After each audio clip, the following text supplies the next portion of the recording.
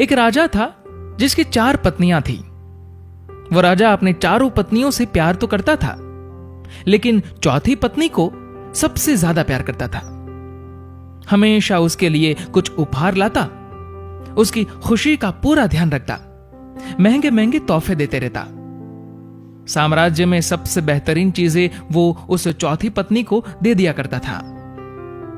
उसी राजा की तीसरी पत्नी बहुत खूबसूरत थी, इसलिए वो उसका इस्तेमाल करके पड़ोस के राज्यों में दिखावा करता।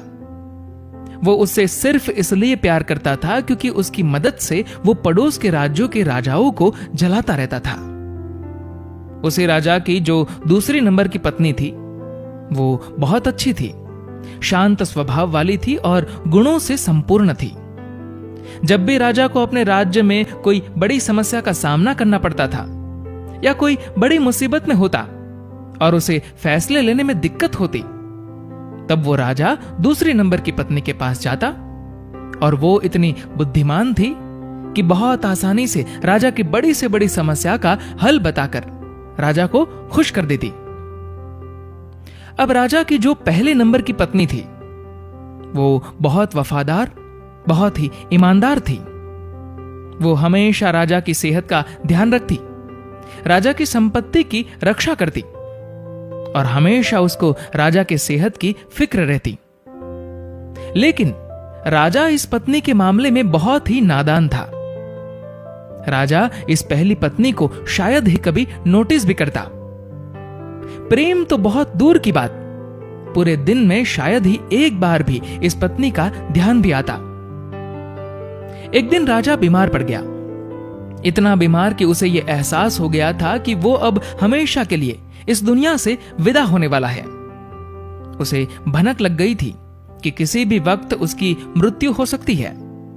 उसके मन में यह ख्याल आया कि अभी जीवित अवस्था में तो उसके पास 4 पत्नियां हैं, लेकिन मरने के बाद तो एकदम अकेला हो जाएगा।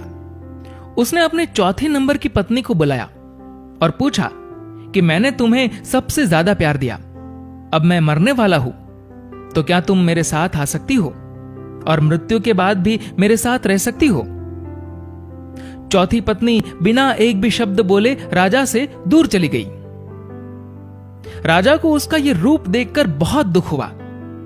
उसने अब सोचा कि वक्त बर्बाद करने से कोई मतलब नहीं है, इसलिए जल्दी से उसने अपनी तीसरी पत्नी को बुलाया और वही सवाल दोहराया कि क्या तुम मेरे साथ मर सकती हो और मृत्यु के बाद तुम मेरे साथ रह सकती हो?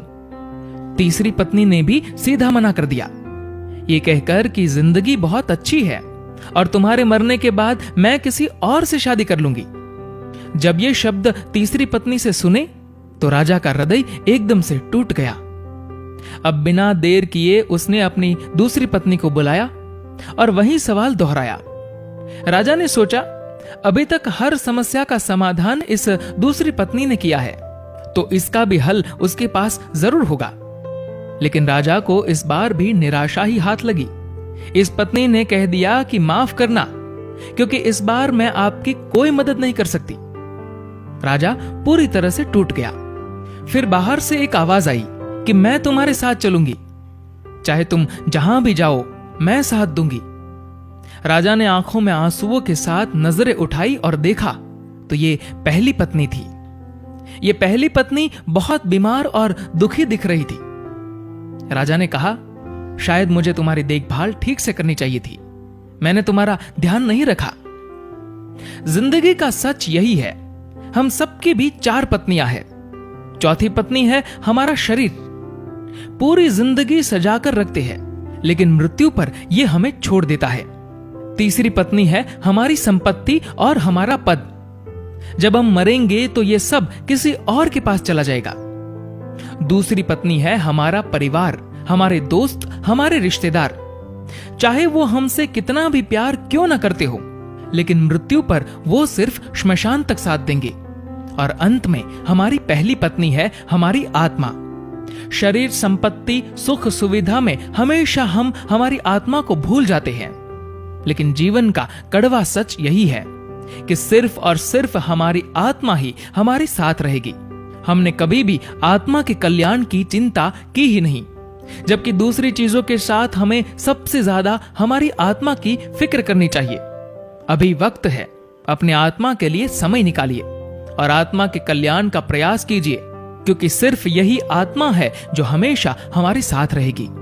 दोस्तों, इस कहानी को लेकर आपकी क्या राय है, नीचे कमेंट करके जरूर बताएगा। और अगर आपको ये वीडियो अच्छा लगा हो तो इस वीडियो को लाइक करेगा और शेयर करेगा। और ऐसे ही इंस्पिरेशनल स्टोरीज के लिए फॉलो करें हमारे फेसबुक पेज को और सब्सक्राइब करें हमारे यूट्यूब चैनल को। धन्यवाद।